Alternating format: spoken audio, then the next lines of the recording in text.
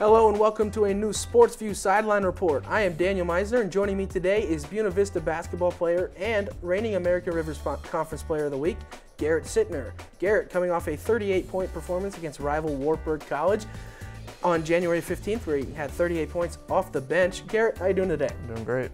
Well, Garrett, we're going to get right into it here.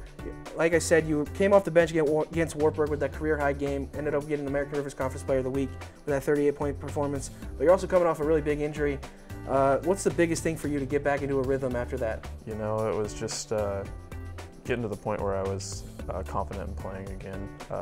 Had to kind of trust my foot, make sure everything was all right, and just getting into a game and seeing one go down was the biggest thing for me when we were out on the East Coast playing at Roanoke. So. And then, like we said, that 38-point performance, you get the American Rivers Conference Player of the Week.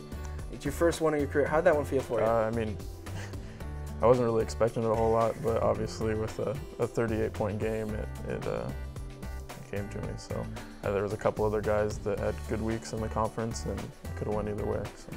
Yeah, and we have the stats from last week. You ended up averaging like 25 points a game last week, total. It was an insane week for you. Didn't miss a free throw all week.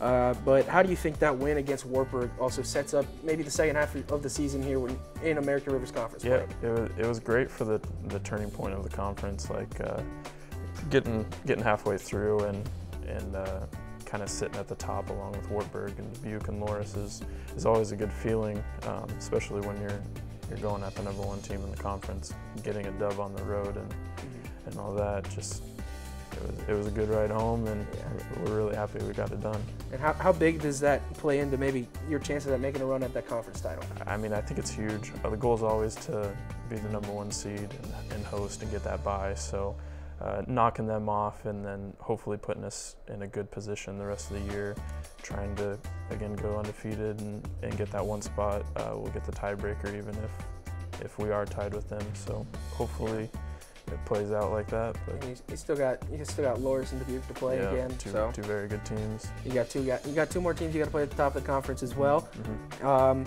And then, what do you think the biggest key to getting big wins in upcoming conference games is? I think it just comes down to knowing scout.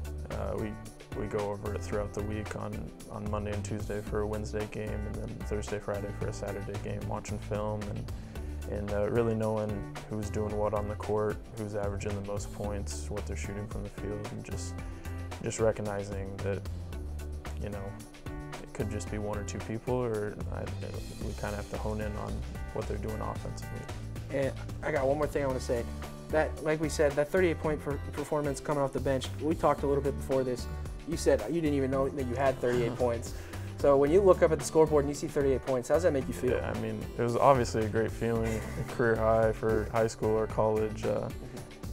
I'm just really, really glad that we got a win with it, because you do that and you don't get the win. I mean, it really doesn't mean a whole lot. So. Exactly. So then, for the rest of the season, what do you think the mindset is? Do you think it's one game at a time, or more of a bigger picture looking down the road?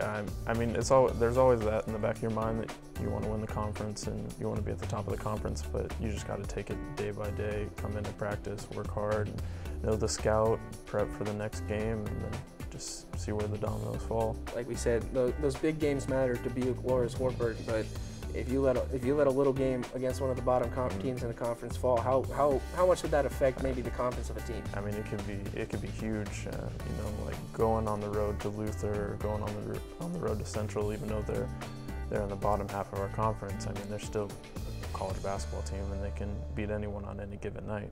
And then, how much do you think the second half of the season takes a turn from the first half in the grand scheme for your success as a team? I mean, it could be huge. You could have a good first run at it and play everybody really well and be at the top, and then you could go through in the second half, everyone knows your plays. You know, you got to change up everything a little bit and kind of adapt to the rest of the conference, what they're doing, and have a good game plan going into it. Yeah, and I mean, like I said, you got Loras, you got Dubuque left this season. Those are probably your two biggest games the rest of the season, especially with reigning conference champions Dubuque. Yeah. How do you go about maybe beating one of those teams? You know, again, it all comes back to scout, like just knowing who you're playing. Loras is a great team. We got them coming up this weekend, and Dubuque, obviously reigning champs, and then we still got to play Warburg again at the end of the season on senior night. So them coming here, they're going to have a little sour taste in their mouth from what happened last week, and I mean, it's just going to be a huge second half to the rest of the season. And then what would you say is your biggest goal as an individual for the rest of the season, just for you personally? Yeah, I mean, it's just whatever the team needs. I mean, I started at the start of the season and had the injury, and Simons came in and he's played just phenomenal defense, and he deserves to be out there playing and starting, and I'm fine with the 6-man role coming off the bench. I mean, that's really what the team needs, and I would rather put the team goals and everything about the team in front of my personal stuff. So. Yeah, like you said, that 6-man role, you've been a bench guy most of your BV career, but this is really the first year you've been a double-digit scorer, and you've really taken that, and like you said, the biggest goal as a team, probably winning that conference tournament. And like you said, but that 6-man role, you kind of came into your own this year in that role. Yeah, I mean, kind of like coming off the bench a little bit, let everybody else go out and get tired. And a little bit less game day jitters as well. Yeah, it's a little bit better. So. And then how do you think you can achieve those goals as a team, winning the conference tournament, but also your individual goals of helping your team win? Yeah, I mean, just coming in every day and working hard.